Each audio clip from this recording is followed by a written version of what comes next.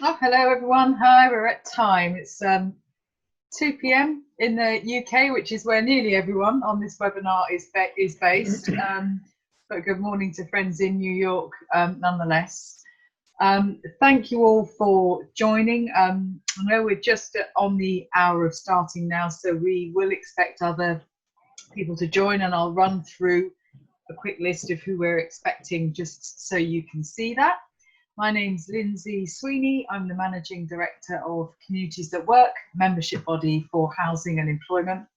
And we have a good number of members of Communities That Work in housing associations here on the call today.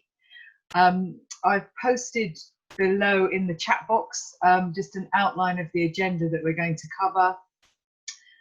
We've posted this as a 90-minute webinar. We'll see how we go. We may need a little bit less than that. We'll try and get through the information as quickly as possible and to hear from you.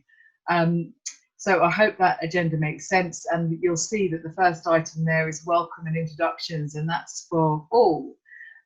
So we are joined by guests today from the Learning and Work Institute and from MDRC, who will be speaking along with me. But in addition, there is everyone here. So the simplest way to do that, if you can, is to please just use your chat box to say hi. And if you wish, please put your name, first name or last name, and the organisation that you're with. That will just help us to anchor who's here. We are recording this for our information, and that includes the chat box as well. So any questions, any comments, or your introduction here, we will be able to capture. Just so you know, in terms of registration, I'm really pleased that we've got 16 members of Communities at Work joining us and some guests. So for the avoidance of doubt, forgive me, I'll just name those organisations rather than individuals here, just so you can understand who's on the call. And in no particular order, our members include Clarion, Walsall Housing Group, here today, Sovereign, Radian, Grand Union, Weaver Vale Housing Trust, One Manchester, Vivid, Southern, NHG, Notting Hill Genesis, Vestia, Orbit, Great Places, Hustain, Your Housing Group, and Taurus. That was the last time I checked the registration page. That's a really good representation of members across the regions of England in which we work.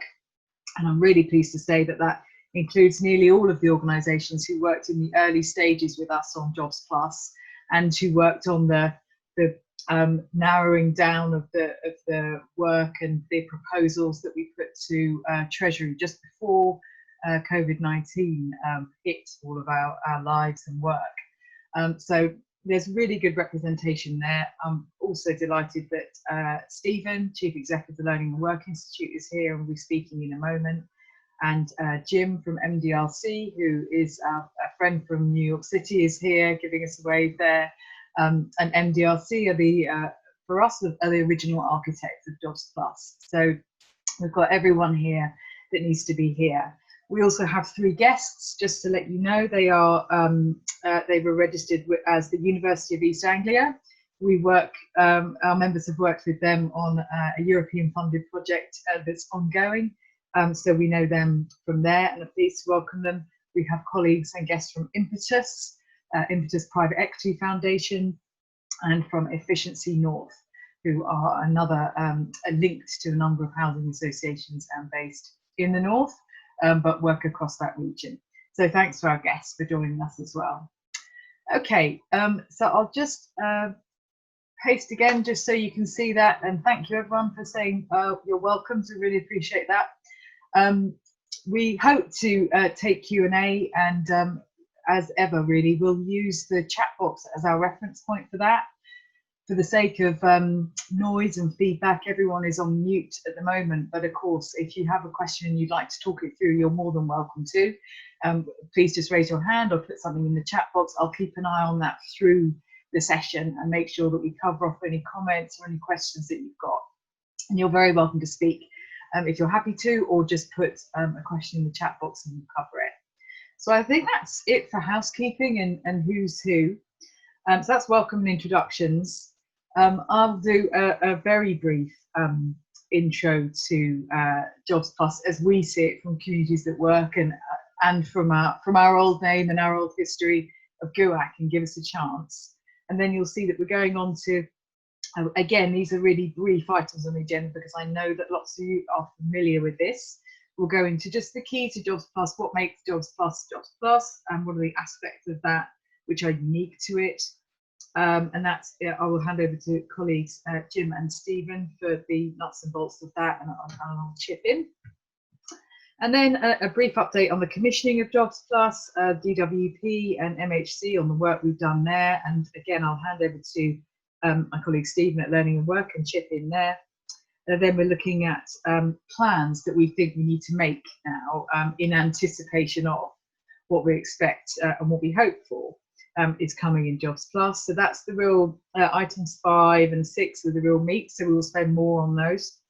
And then we'll go to you, Q&A. I'll check the chat box and make sure that we've covered any of your comments and questions before we sign off. And next steps will be, of course, we'll keep you informed of our next expectations of timescale and what we think we need to do, and keep everyone here posted, plus our membership at Communities at Work. So thank you for joining us. Stephen, I'll make sure, I think you're there, and we'll jump in a moment. So I'll just give our perspective, the 1 minute history now, I think, of Communities at Work and Jobs Plus. I'll post in the chat box just so you can see it for, not for the speed readers exactly, but the longhand report on Jobs Plus that was a feasibility study published about 2.5 years ago now, which was the first piece of work which was supported by some of our members, about 14 of our members, who supported the Learning and Work Institute to put together a report around what Jobs Plus could look like in the UK and what it could look like within the housing sector. And that came from a presentation from Tony Wilson, who formerly is of the Learning and Work Institute, now at the Institute for Employment Studies. We still know Tony, and colleagues at the Learning and Work Institute. And that just laid out an analysis of what would be needed, what kind of sites would be possible, and why we think it's of interest. And the origins of that were that Learning and Work Institute came to a member day and spoke about Jobs Plus, and they talked about what happened in the States, the origin of that program, where it had worked really well. They talked about the longitudinal impact of Jobs Plus, and applied it to housing in the UK. And essentially it caught our interest, and it caught the imagination of our members, who liked that it was housing centred, that it was place-based, it was on a manageable scale, and that it supported people through benefits into work, but protected individuals and households from sanctions, from the transition from benefits into work, and it did that in a long-term way. We were also really impressed with the results that seemed to come from Jobs Plus. So over a 20-year scale, there were really impressive longitudinal randomised control results which showed meaningful impact over that term. They showed an increase in work hours and wages, and they showed that consistently. So that all feels like a long time ago. It was only a few years ago, and we've stuck with it, and we've wanted to see Jobs Plus and a version of it work here in the UK, and principally in England, in the regions in which we work.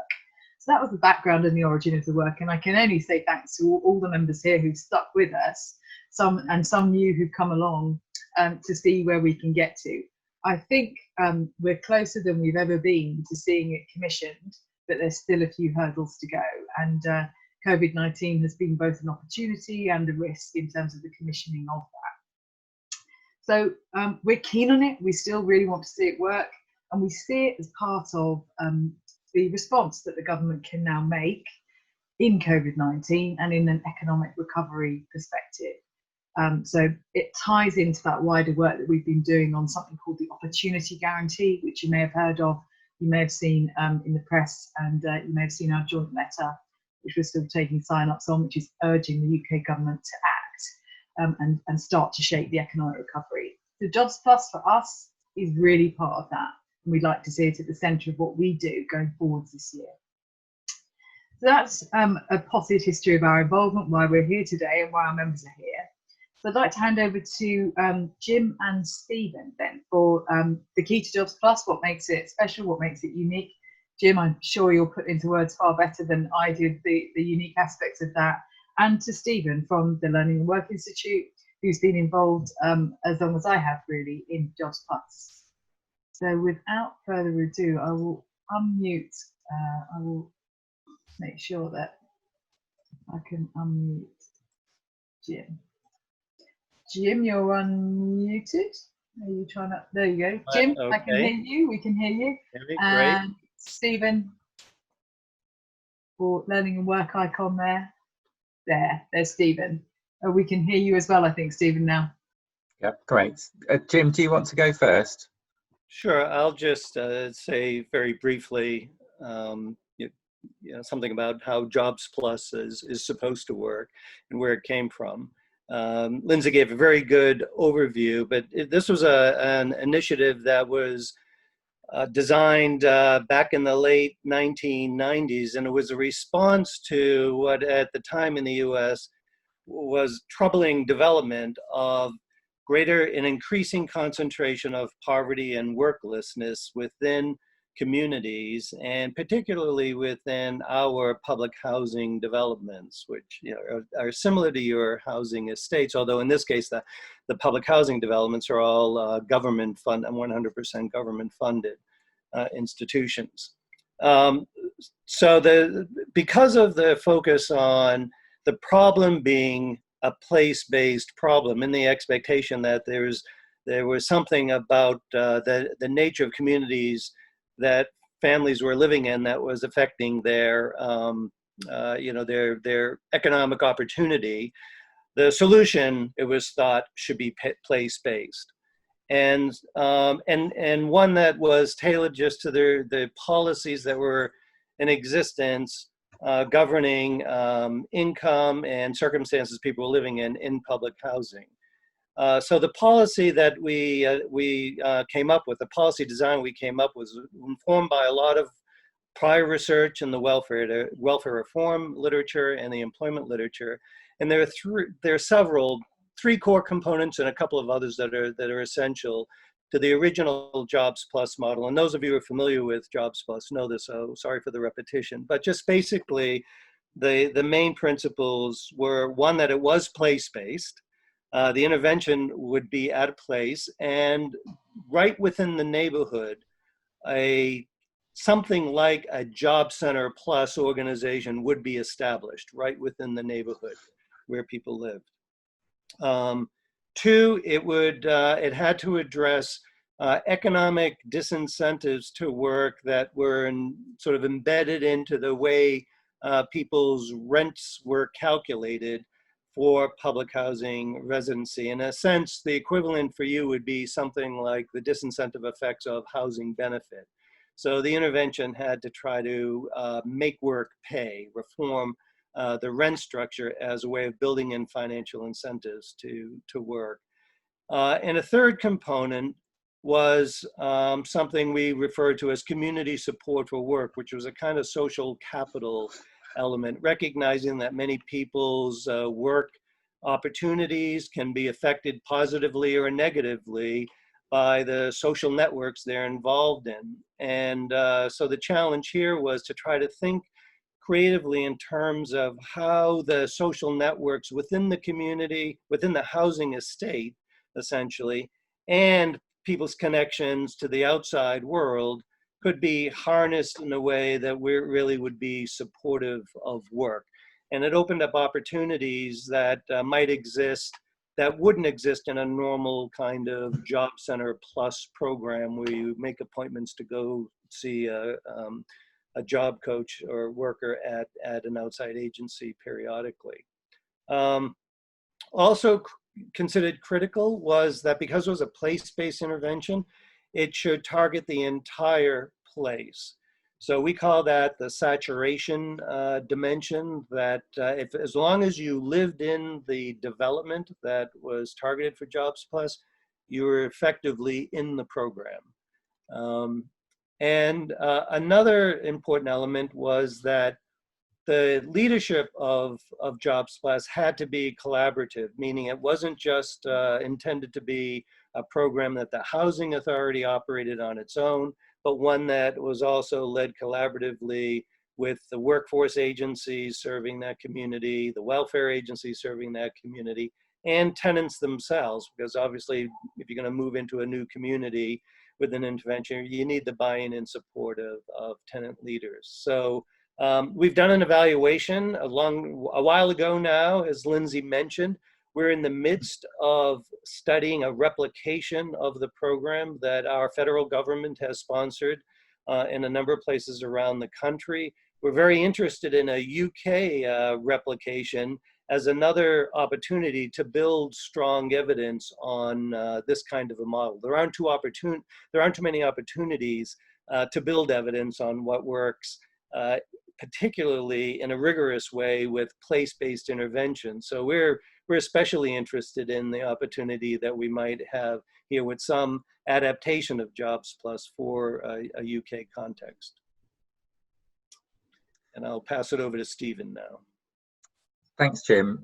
So yeah, I think Lynsey and Jim have both very well described where the projects came from and its genesis and where we've been to. So I won't repeat that, just to add maybe a couple of things. So the first is that when I and we at the Learning and Work Institute saw Jobs Plus, I think we saw something that could potentially meet a challenge in the UK labour market. So, you know, we had back at the genesis of all of these discussions, we had relatively high employment, and it's kept rising since then until recently. But actually, lots of pockets of high unemployment and deprivation,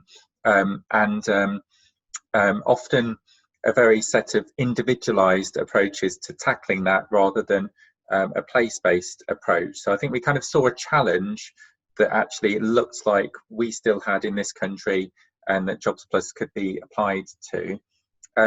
Second thing is that a lot of the individual components that Jim talked about there, I know are built into a lot of existing housing association employment skills programs, but I guess what we haven't seen really, or we haven't seen anyway, unless any of you are aware of this, is all of those components done together to see the collective impact.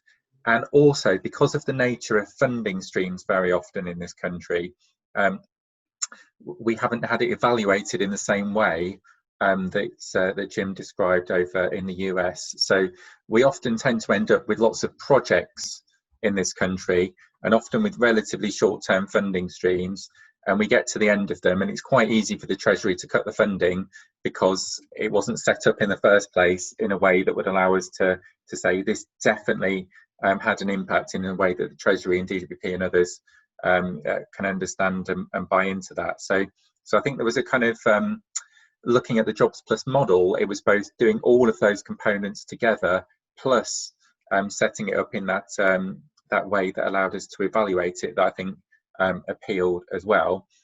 And then perhaps the third thing to say is employment was pretty high until about 2 months ago, and February is now a sort of ancient and forgotten land. I don't know whether the rest of you have all lost track of the very notion of time, like I have, but February was a long time ago and another world away.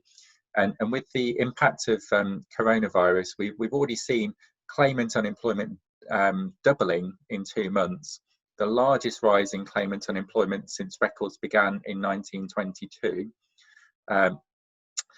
And job vacancies plummeting as well. And so far, the rises in claimant unemployment have been largest in those areas where unemployment was highest to start with. So the Prime Minister talks a lot about levelling up.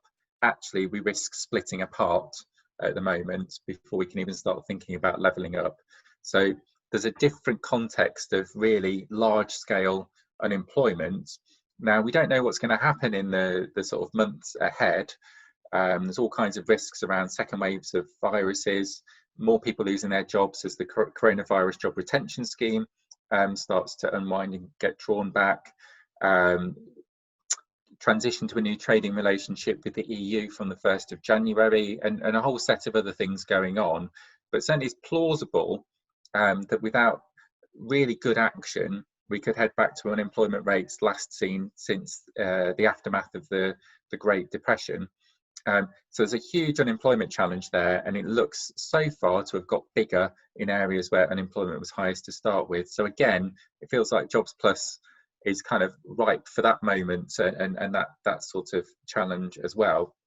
And then the very last thing I'll say before I pass back to you, Lynsey, without preempting the next agenda item, is that it's clear from what the Prime Minister said at the weekend, and he's going to give a speech tomorrow, and from what the Chancellor is going to say next week, that they are going to invest in employment and skills support and in job creation. And I'm sure we will all have our own opinions about the speed of that or the scale of it, or whether they're doing the right things and all the rest of it. They're going to do stuff, and it feels to me like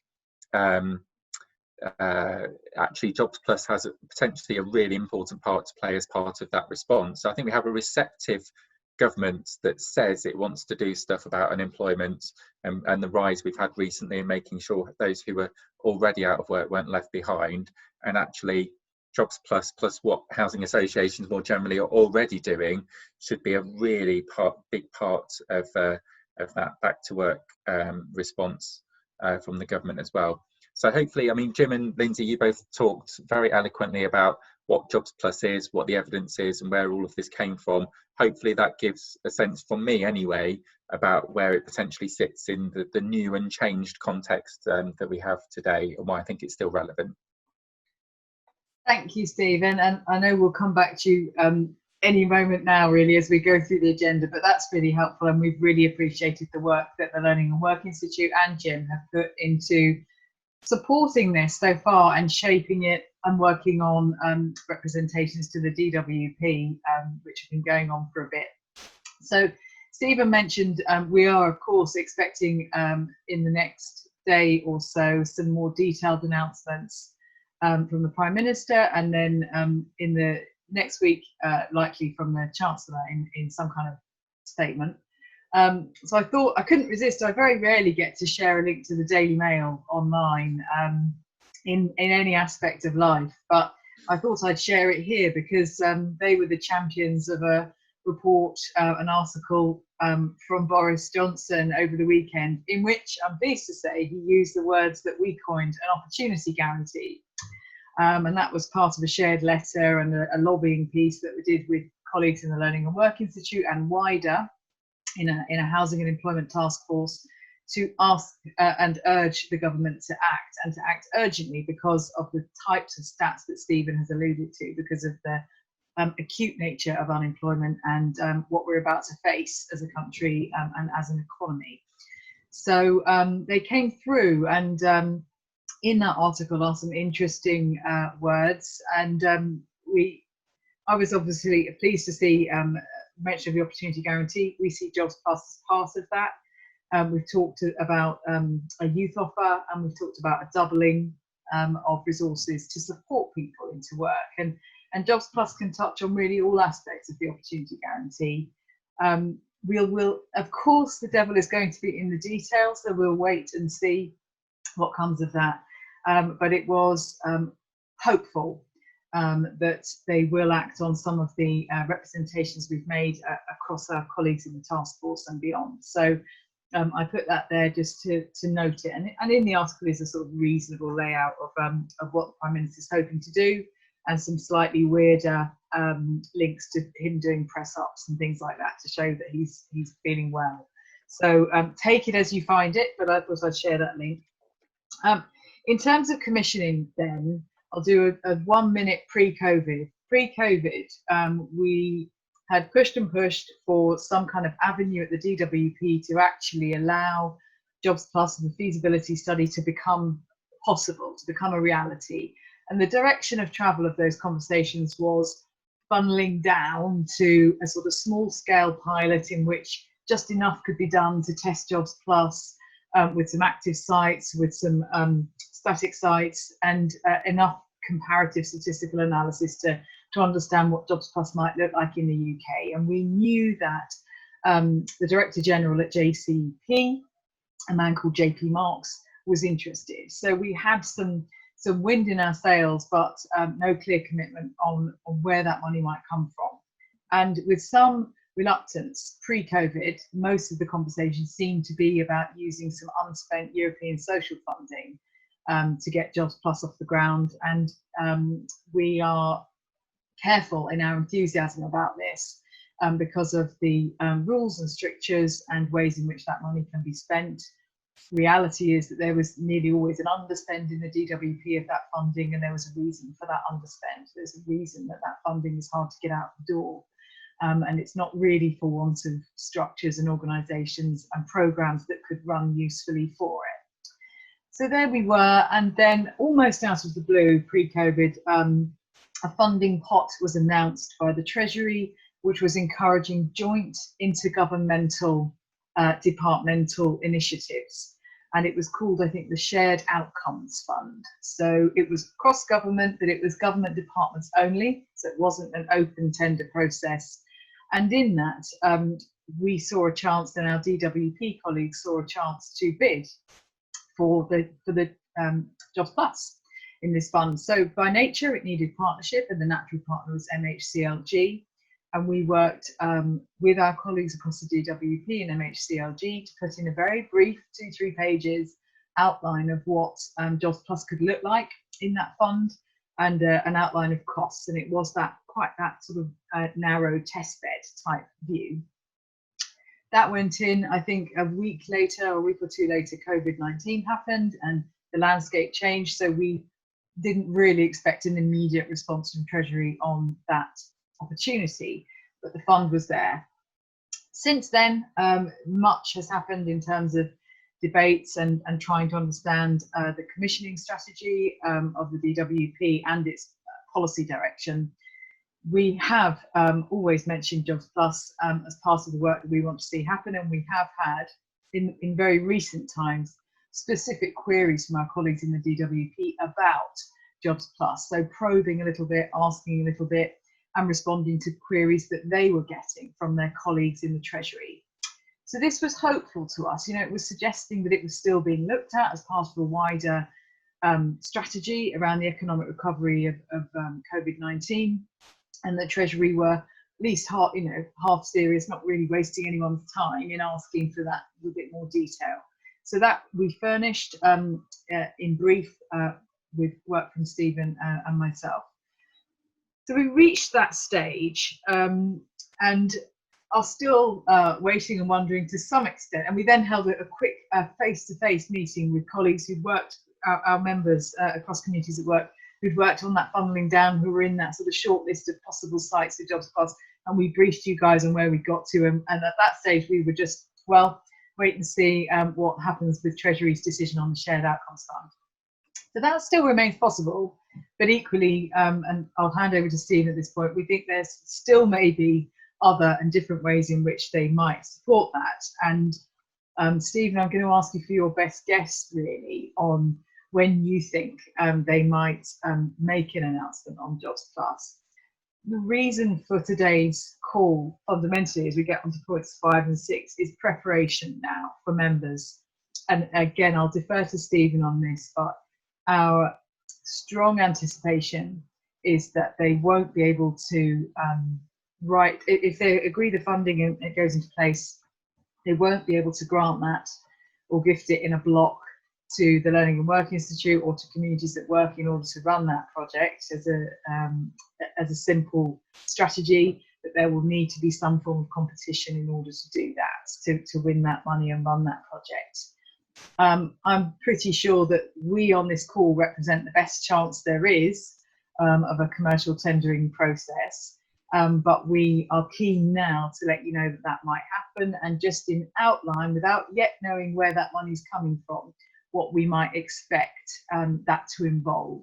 And that's just to get us on the front foot, only in summary terms, but get us on the front foot, what we think might be coming. So Stephen, if it's all right, I'll hand back to you just to shape up your thoughts, your best guess on the funding sources right now, and therefore what flows from that in terms of our readiness to prepare a bid. Yeah, and just to put it into context, so certainly in terms of what we've argued that the Chancellor should be saying next Tuesday or next week, whenever it is, there's something about investing in job creation because we've deliberately constrained the parts of the economy that employ lots of people.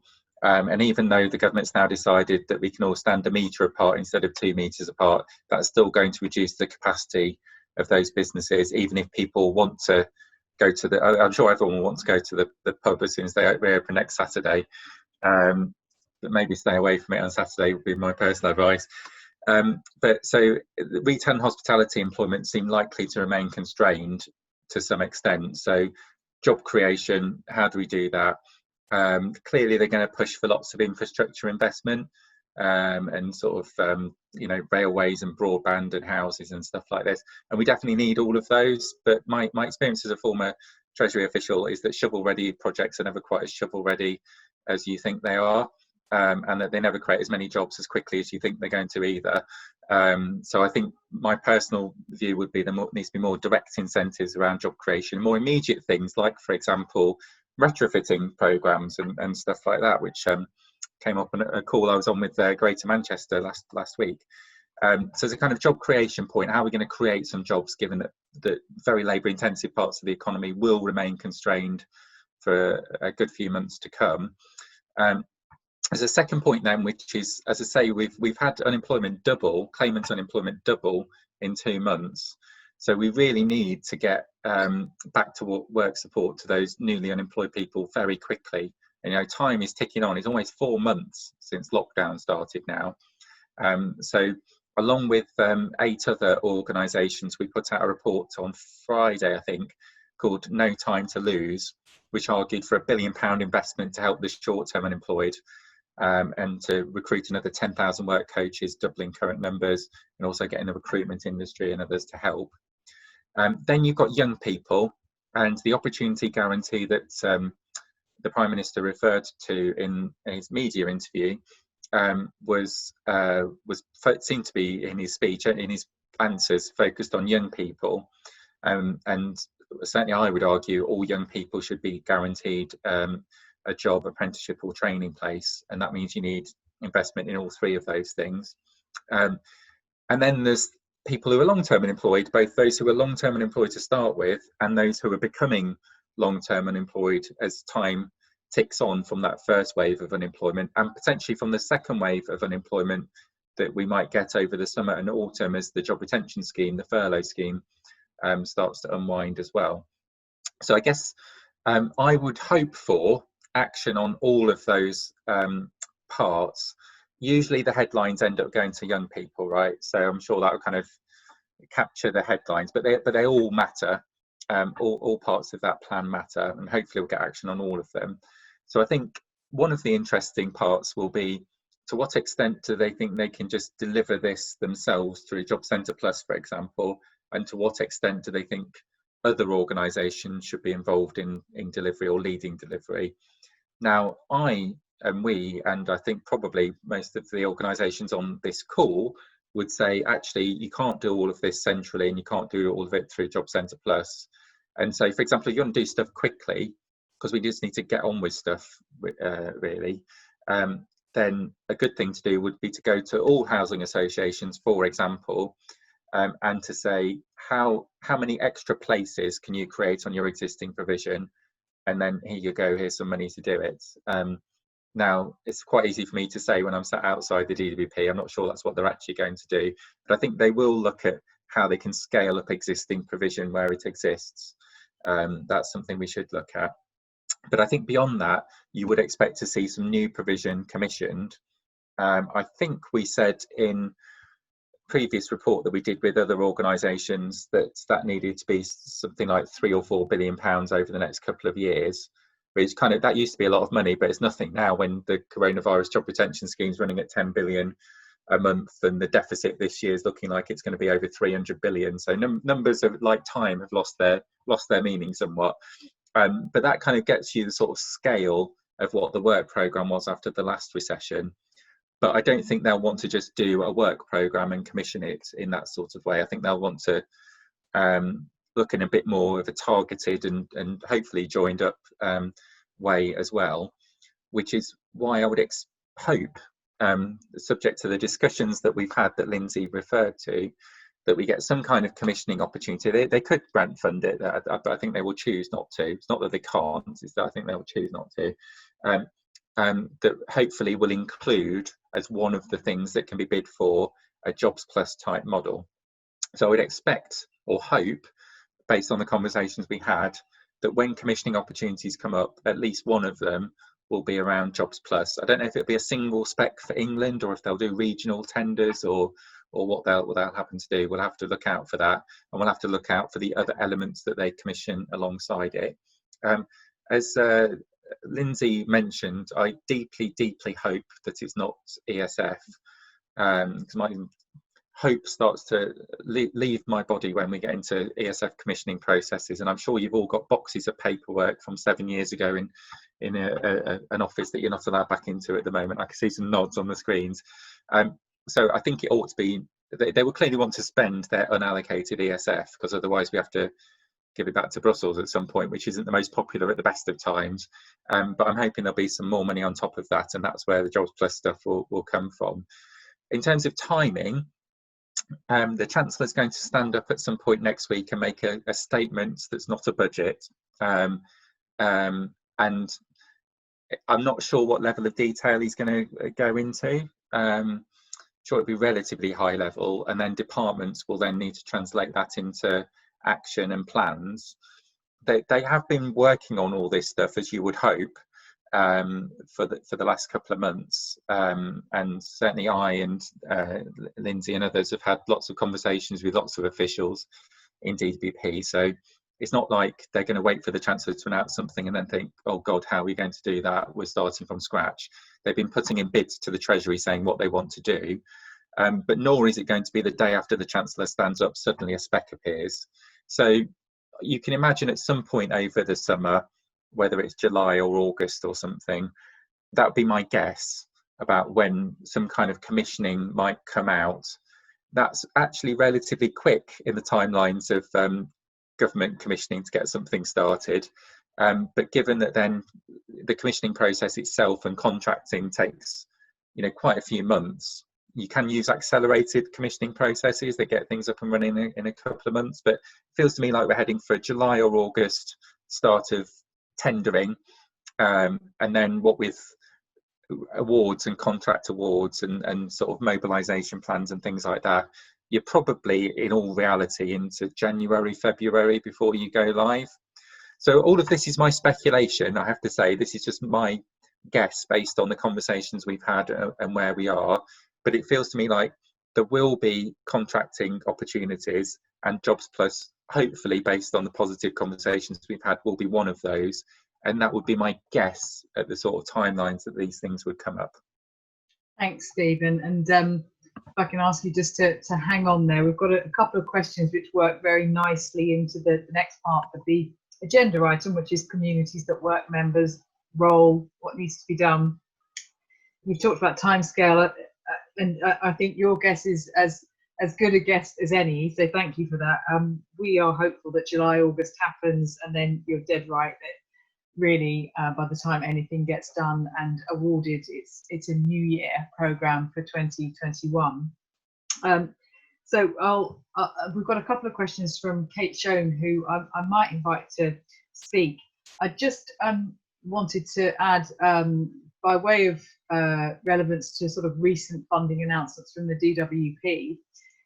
So we still don't exactly know which part or what the name of the funding line might be from DWP for which we hope to see Jobs Plus emerge. But we do, an area where we don't expect to see it is in a newly released framework of funding, which is just due out today actually, but which is slightly delayed by the government, and that's abbreviated to CARS or CARES. That's the Commercial Agreement for Employment and Health Related Services. That's what's called a new framework, a new umbrella agreement, which is both for the DWP and also more widely, so local authorities, mayoral authorities and Scotland. And that is an envelope of £7.5 billion, which is expected to last over about 5 years, and which is advertised as the leading framework for some or most of the government's responses to employment and economic solutions to COVID-19. So Stephen, I just wanted to mention it as a cross-refer because it's such a live pot of money, and we know that some of our members will be looking at it, but just to say that from my perspective, so I wanted to sense check it with you, Stephen, we're not expecting to see Jobs Plus appear in that framework. We're expecting Jobs Plus to appear in another way. Well, so I remember the previous umbrella agreement back in 2011, which was meant to be the framework by which all other public authorities would commission employment support. But then actually the government chopped the funding for lots of employment support from other organisations. So they didn't have a load of money to commission through it, and they wanted to do their own thing rather than go through these big prime contractors. So there's a kind of what the DWP thinks it should be versus what it might turn out in practice to be. I guess there is a risk that they say, well, we're doing this kind of shiny framework agreement, so we'll do that, and then we'll commission all this other employment support through that. If they do that, it's going to be next summer, really, before any of this employment support gets up and running. And by that stage, you know, we published a report called Emergency Exit a couple of weeks ago, and we said that if, depending on the furlough scheme unwinding and without good action to tackle it, we risk long-term unemployment hitting 1 million in the next year or so, which will be slightly greater than after the 2008 global financial crisis. So there is a kind of imperative for action, which says to me that I hope that they'll commission it separately and first, rather than adding, you know, another sort of 2 or 3 months in the middle. But it's kind of one to keep an eye on, I guess. Thank you. And Kate, if it's okay, I know you've had a couple of questions. I've just unmuted you there, Kate. So if you don't mind just articulating those, and Stephen and I will try our best to answer them, or indeed hear from others on the call. Thank you, Kate. Oh, great. Thanks, Lynsey. Hi, everyone.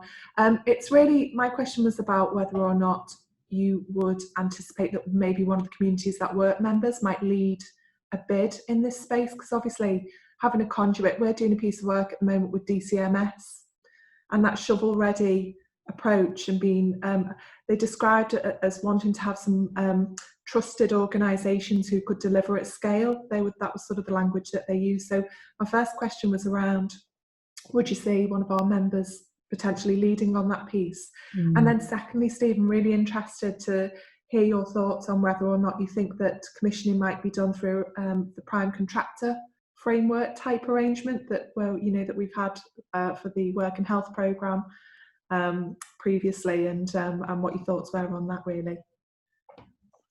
Yeah, they're both important points. So I guess on the sort of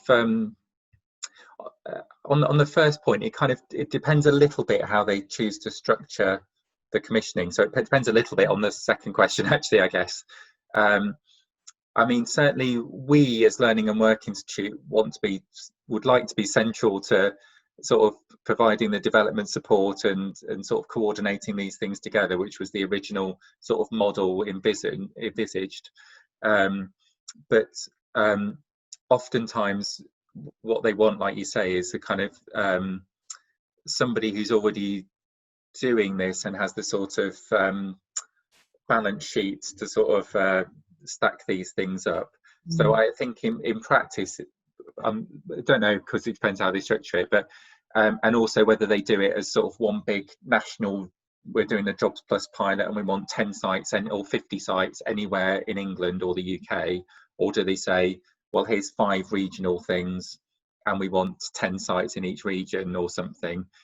So it depends a bit on that. But I think it would probably, I'm kind of trying to read, it's very difficult on these Zoom calls, so I'm trying to read Lynsey's body language here. I'm seeing nods, but I'm not sure.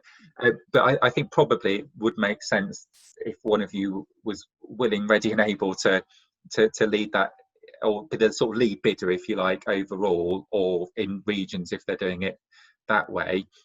And I guess that kind of does link a bit to the second question.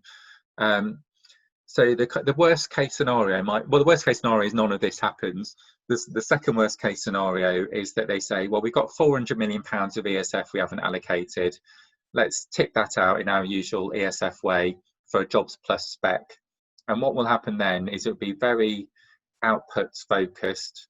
It'll be quite rigidly designed, maybe output funding or outcome funding as well, and it will basically be much more of just a standard employment program of the type that you get through ESF, but it'll be called Jobs Plus. And I don't think we will get the value of all the learnings that we were trying to get through putting all these elements together and testing them out, and then you stop that there and you do this there. So that's my worry. It would be far better to have a non-ESF funding route where they accept this is a scaled test rather than a sort of scaled employment program, if you see what I mean. And but I think that takes you down to much more of a locally led or place led thing rather than let's get Serco in to manage 50 subcontractors.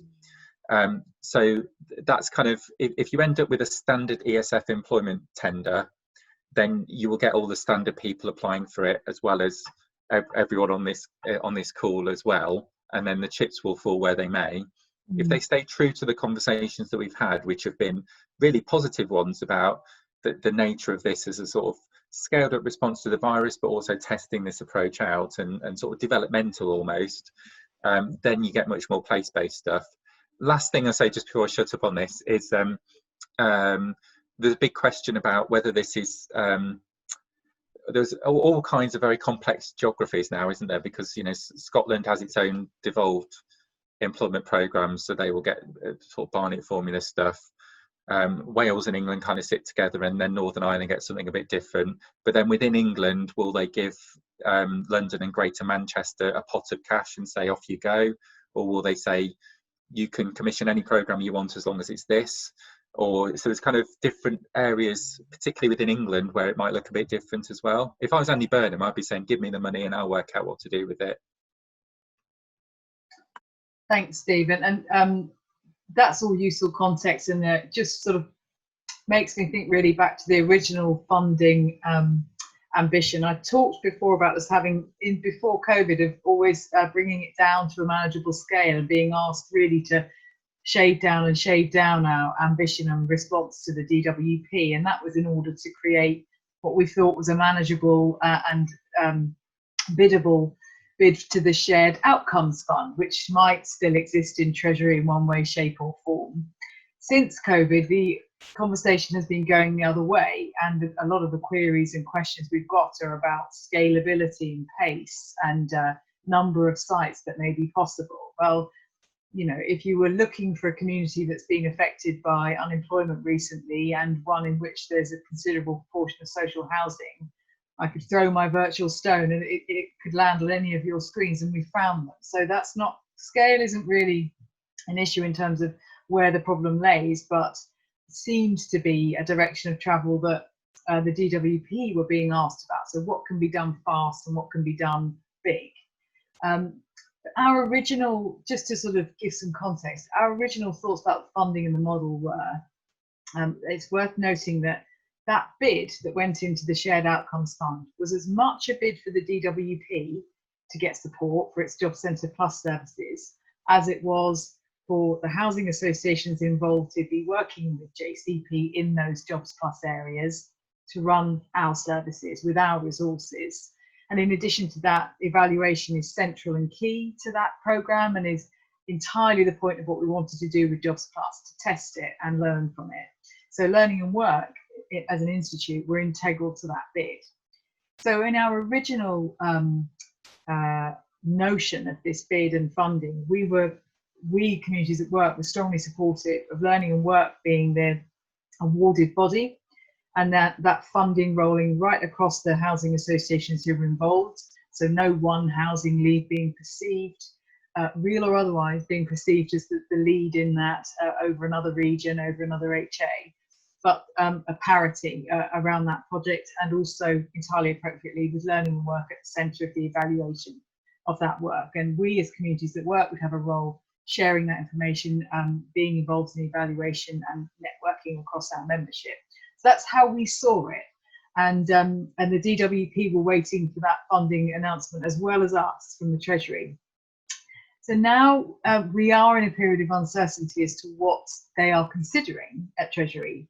But I'd be surprised if they completely thrown out the notion of that shared work with the DWP, and it was a really important aspect of Jobs Plus that we were in that together with JCP, but that the branding and the opportunity as an individual or a household or a community was local, was to your social landlord, and was in partnership, but not necessarily on the same premises as JCP. So, and it would involve peer-to-peer advice and support and all the rest of it. So it would feel like a really local programme. So that's what we wanted to achieve, and what I would still like to achieve through Jobs Plus. And as far as we can tell, the DWP also, we know that they still back it. We're less clear whether that shared outcomes fund, as it was called, and our bid was for 10 sites, about £2.5 million bid. So now whether we might be looking at 100 sites or 500 sites, we're not sure, but the scalability might be that we're looking at a few tens of millions rather than a few million. And that's what we're less certain of. But we expect that JCP will need to up its game and indeed boost its resources to cope with a new set of customers and a new volume of customers. So to that sense, I suppose almost in conversation with you here really, Steve, and I feel hopeful that it's still possible that that model could work. And I've no objection whatsoever. We would thoroughly support a lead housing association coming together and building that bid with us. But I still really hope and want to see that joint role of JCP and the housing sector coming together. And I hope that that hasn't got lost in the translation as we go into the Treasury back and forth a little bit through this changing funding landscape. So I just wondered if you had any thoughts on that, Steve. Yeah, just to add a couple of things. So the first is, so going back to what I was saying at the start about target groups and the scale of a back to work plan, one of the key points of Jobs Plus was that the doors of the centre are open to anybody in that area who's out of work. You don't have to sort of what I've described as riddle me this eligibility criteria. Now, and then we've had this sort of massive increase in short-term unemployment as people got made redundant or lost their jobs through the lockdown process, and then the furlough scheme through the summer. So the risk is that the scheme becomes overwhelmed with people who've just lost their jobs. And yeah, they need help and they need to get back to work, but a lot of them will do anyway.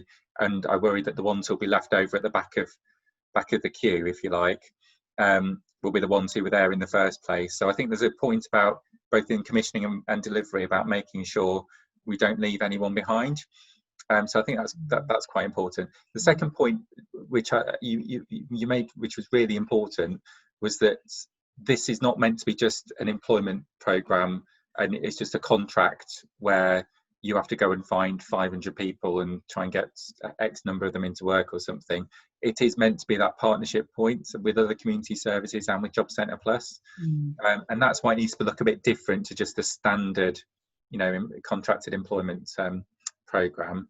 But then the third point, which I think has come out a bit in the chat as well, is that the delivery, and DBP have asked us about this, the delivery probably needs to look a little bit different to what we originally intended. So two things in the world of sort of social distancing and coronavirus.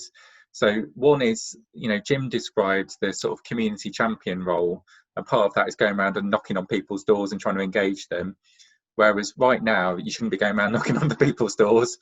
So there's how does that work? Are there technology-based ways to do it? But then, as come up in the chat, not everyone has those sort of basic digital skills as well. And then similarly, for those of you who contributed to the original report and then to all the work that Lynsey described thereafter, we asked you about what the Jobs Plus Centre could be in whichever place it was that you were looking at. I guess the question now is, what does that look in a world of social distancing?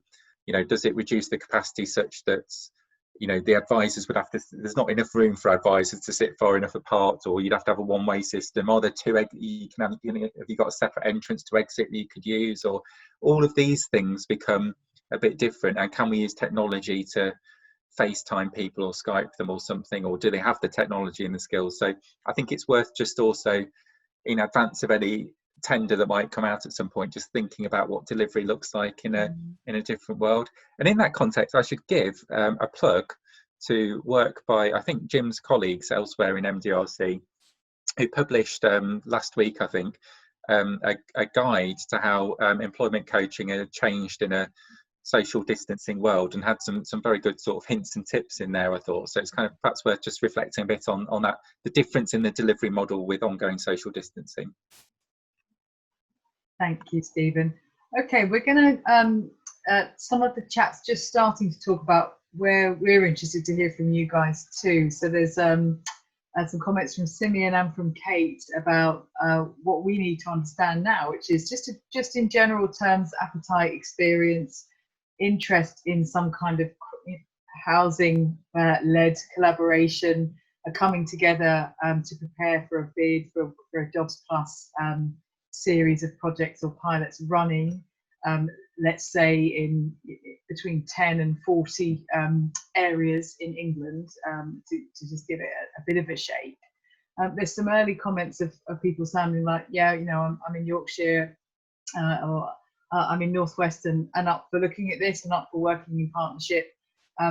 Some comments of, and one question actually about ERDF and the use of specifically ERDF funding, and whether that would lend itself better because of its learning and research element and background. That was a question from Victoria, which I'll ask you, Stephen. I don't think I know the answer, and I'm not sure whether there needs to be a cross-regional, i.e. two-country involvement in this particular aspect of ERDF. But for Stephen, one, there's a quick question for you about any reflections on the use of ERDF versus other types of European funding. Are they more possible, less possible, or the same? And then everyone, please raise your hand or start to put some comments in the chat box as we'll go to them about really what's your appetite, thoughts, and any questions or experience that you've had in leading bids or collaborating across the sector in order to make this work best for Jobs Plus and in order to be realistic. Do you have any immediate thoughts? So Stephen, a quick question on ERDF first, and then I'll look to the chat box and colleagues. Thank you. Cool. Yes, and I've answered a previous question as well about the MDRC guide that I mentioned. So I've just put the link into the chat there if anyone's interested in clicking through.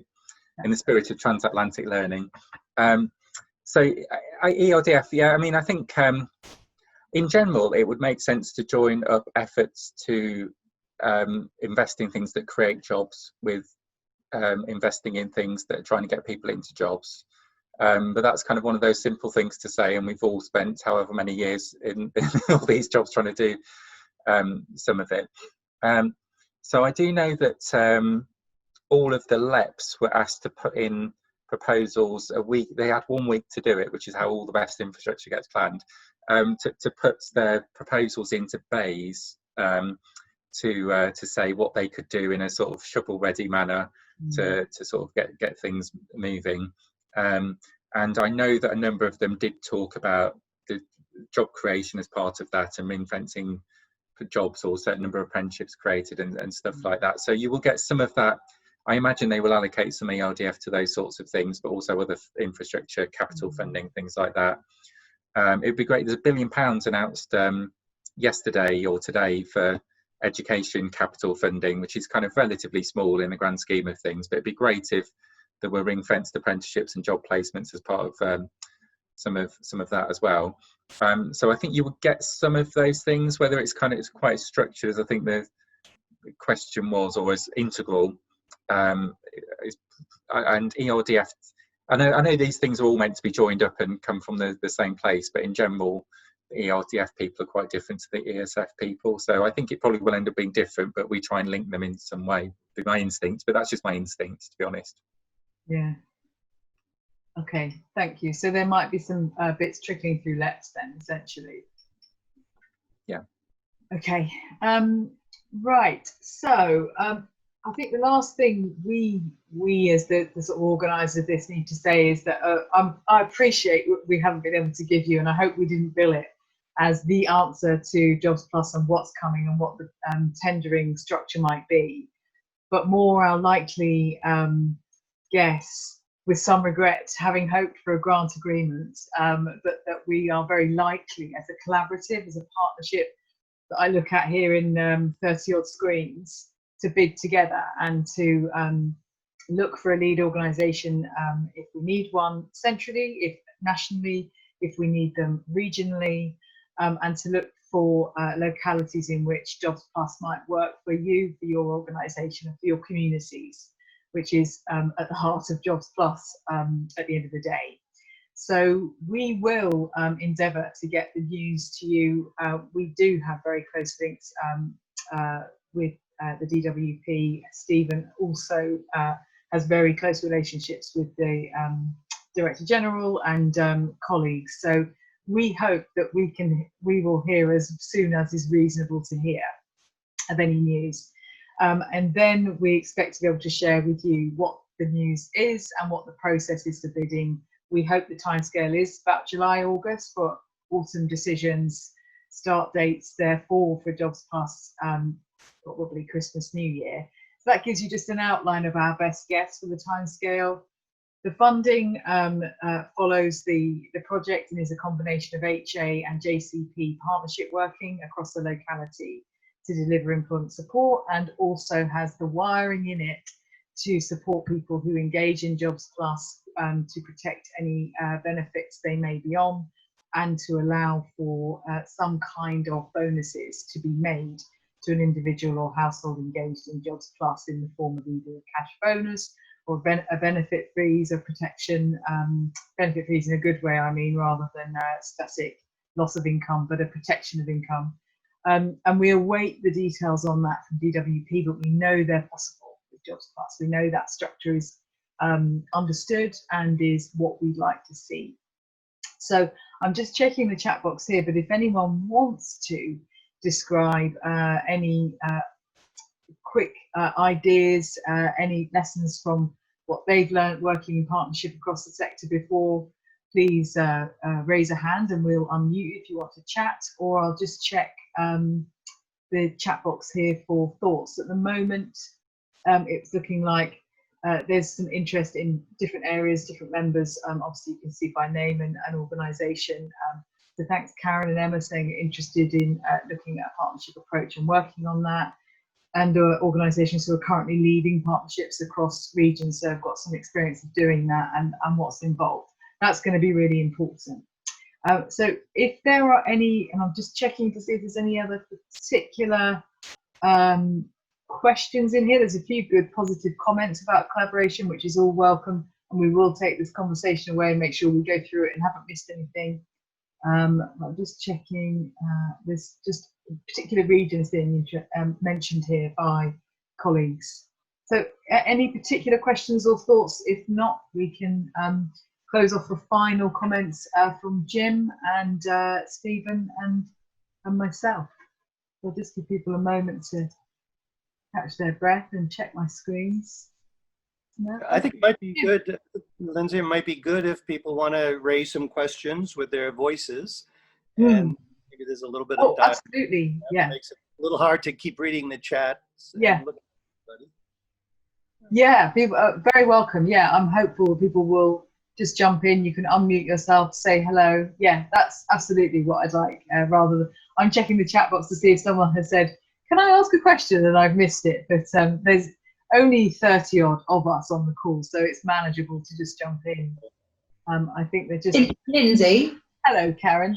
There was a couple of points that I think somebody raised something about funding going to prime contractors, and that may be off-putting for our customers in general. I think don't want to take anything away from prime contractors, but they don't necessarily have the best of reputations in terms of how they maybe deliver to all customers, and maybe that approach could be, so that's something I guess we all need to be minded of. And I think that was raised in the chat box in terms of just as a comment rather than anything else. Right. And yes, the experience I've had over the past 18, 20 years is that I've done some of this place-based stuff on small term and neighbourhood approach work, in terms of it was a very, I guess it was a la mode quite a few years ago to try and get everybody co-located, and it was under integrated use support and various things of trying to co-locate services together. And health was really tricky to bring them into the same place. They seemed to be tough to get health to try and co-locate with you or to deliver. Seemed to be a really tough service to bring in,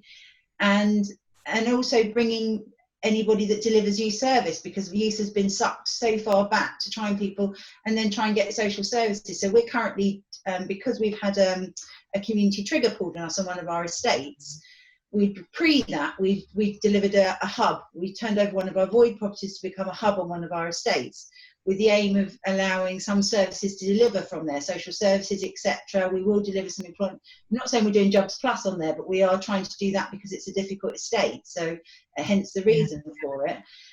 And some services don't want to deliver in there, or are protectionist and want to deliver in other areas. So it's just about how do we get health to deliver on a wide scale to do that. So if DWP are bought in, where do we go? Because it's obviously at a regional level. How do we get that buy-in? Thoughts and views. Yeah, and do you mean buy-in from other colleagues in other organisations across the housing sector, or wider partnerships? Wider partnerships, and I mean, I guess it probably always boil down to how good your relationships are on a local level, probably to how well you can get health professionals to come in and help you deliver. If the idea, which I seem to understand from the Jobs Plus, is it's a kind of one-stop shop. So you deal with employment, but if you've got other issues that affect your customers, so if they've got a health issue, they're able then to see all those people at one, clearly at a social distance now at the moment, if necessary, to tackle all those issues. But if you can't get health people to come in and do surgeries, if you like, or to see people, then how do we persuade them? Yeah. Fair comment.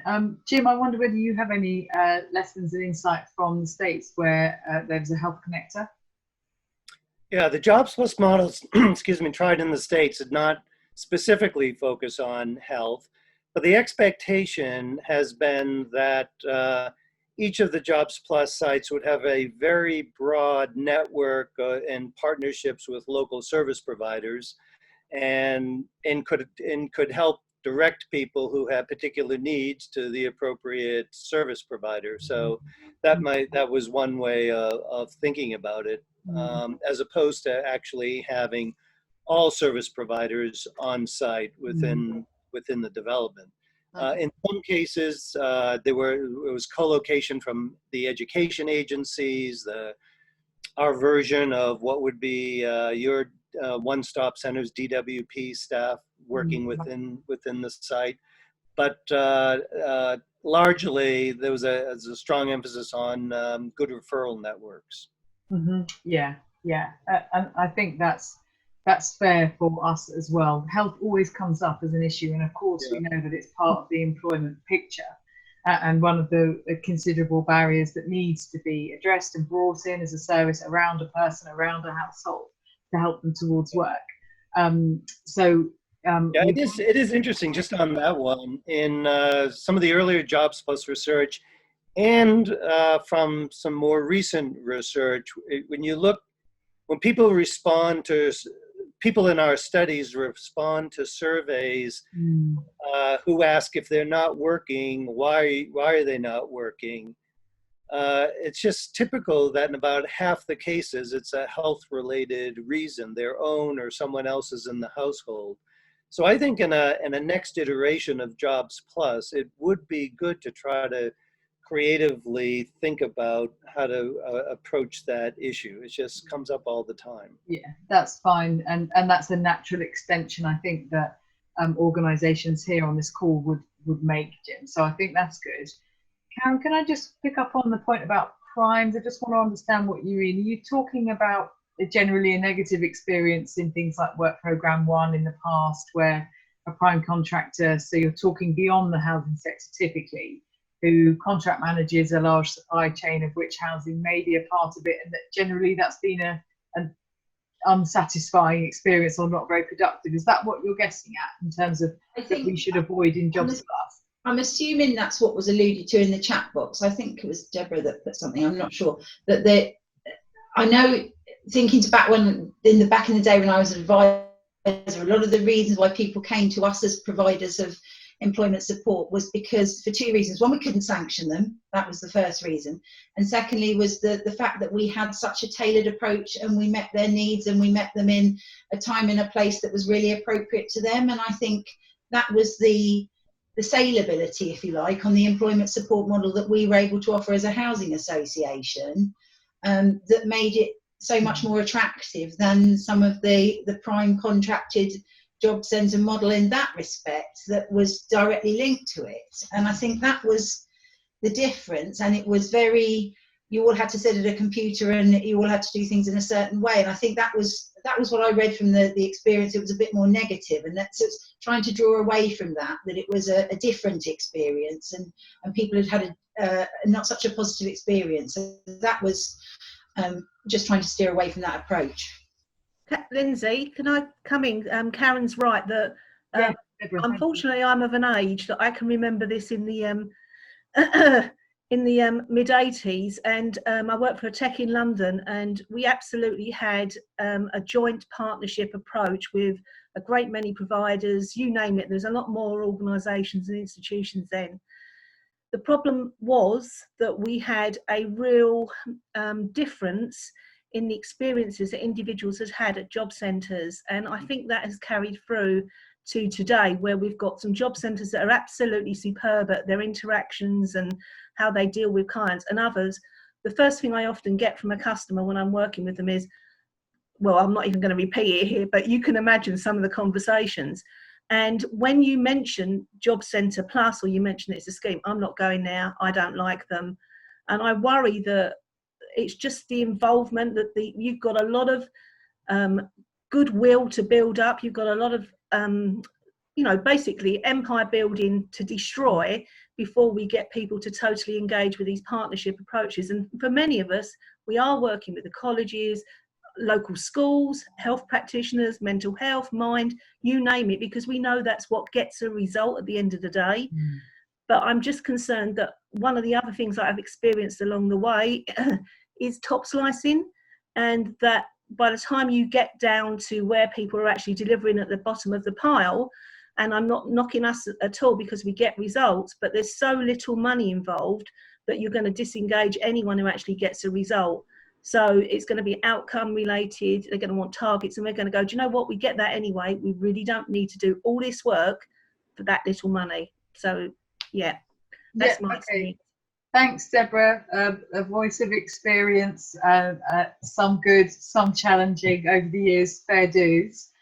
We'll make all best efforts to avoid punitive top slicing and make sure that Jobs Plus is a valuable and valued experience, and indeed is why we're pushing for it.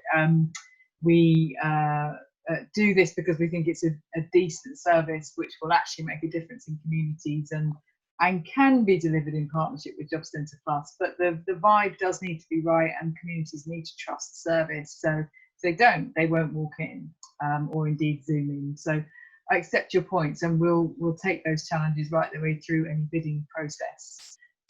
Kate, I think you raised your hand, but you may have unraised it. I did, but I think you pretty much said what I was going to say. I mean, the only sort of hope that I'm holding is that because of the ongoing dialogue that Learning and Work Institute and others and the Jobs Plus model has been having with the likes of DWP and such like, is that we don't quite know what to anticipate in any spec. But if we're going to be positioned to have the best opportunity, then I think we're in the best position possible. So we've just got to hope that we get a decent spec which does deliver outcomes. And I think, take on board an air of caution about, Job Centre Plus and its reputation, but I don't think that we should be muddying our reputations with Job Centre Plus, because we are very much at the front of this. And I think the experience that we've got on this call and through communities that work is such that would, I hope, be the standout. Yeah, thank you, Kate. I share that hope too. And dare I say, if the spec looks too sharp, not in the direction we want it, we do have the right and control to walk away and not bid. I really hope that doesn't happen, but we don't need to bid at all costs. we make a decision as our own businesses and entities for what we do. So yeah, thank you, Kate, for that slightly more hopeful ending to mine, which was, we won't bid then, shove it. Okay, final comments. Thank you, lots of chat about interesting partnerships. I accept that not everyone wants to speak on Zoom, so that's fine. We will follow up on those chats, but you're very welcome to jump in. If not, I'll ask for, please, everyone here, final comments in chat. And Stephen and Jim, just a final thoughts and anything from our guests, if they wish to speak, from Impetus or UEA or Efficiency North. So, Jim? Well, this has been fascinating. I've been in discussions about a potential Jobs Plus initiative in the UK probably for 15 years with various folks going back to the neighborhood renewal unit. And excitement builds and then it wanes, but now may be a really promising moment. And so I'm excited about the prospects. And we very much understand the need to take the learning from the US, but adapt it to a UK context and a coronavirus context and changing labor markets and the whole bit, which in my mind just makes it even more important to make sure we have a really robust evaluation agenda attached to this, so we can really learn about its effectiveness in this different context, very different context. Yeah. Thank you, Jim. Stephen, last word? Yeah, thanks. Well, so two things. So one is on the point that was being made there, lastly, rather, in the discussion.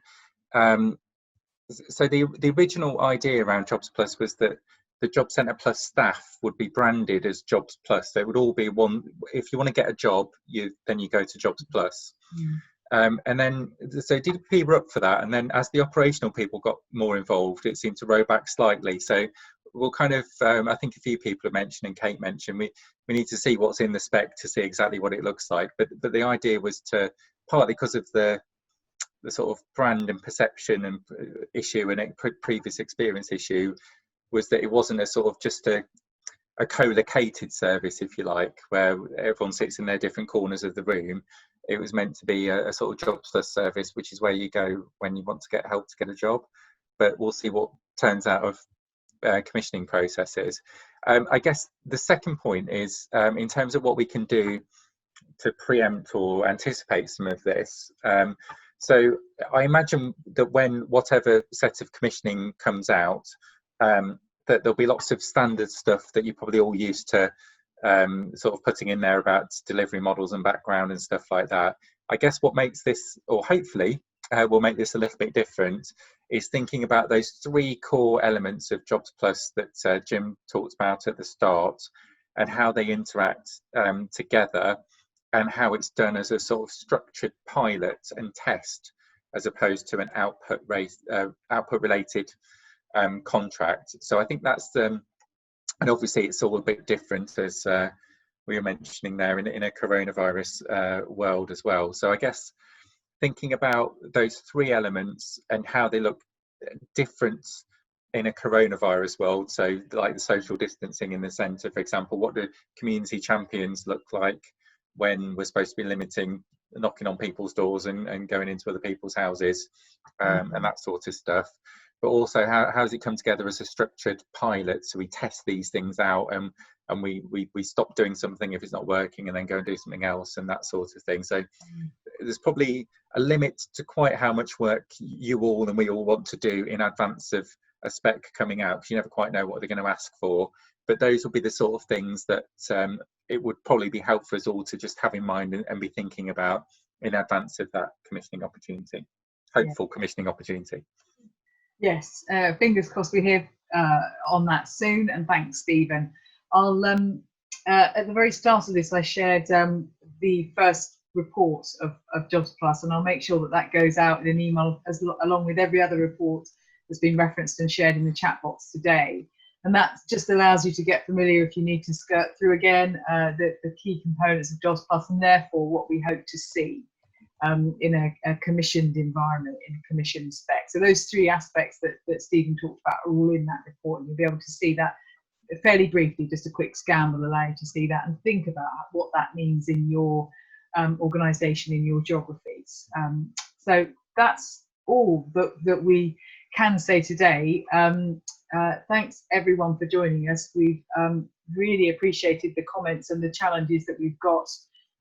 This bid and structure won't succeed without you, so we're really glad you turned up and that you stuck with us, and remain hopeful. So do remain hopeful, cross all fingers and toes that we hear some good news soon, and of course use our contact details, drop us a line. Most of you are members, so that's easy enough to do, but I'll make sure you've got everyone here, all registrants have got our full contact details. Just keep the conversation going. Thank you for joining us. Thank you for largely thumbs up on collaboration and ideas for regions and areas that you're active in. That sounds hopeful. Stephen, sounds like we've got a super structure if we need one. And Jim, thank you very much for joining us. We always appreciate you dialing in from the States, and we do, as ever, hope that our bid will come with a study exchange visit for everyone here to NYC before Christmas. But you know, I wouldn't bid on it just yet. But anyway, best wishes, everyone. Thank you for joining us. Notes will follow as promised, and hopefully we'll have a bid to work on together soon. Okay, thank you. Bye. Thanks everyone.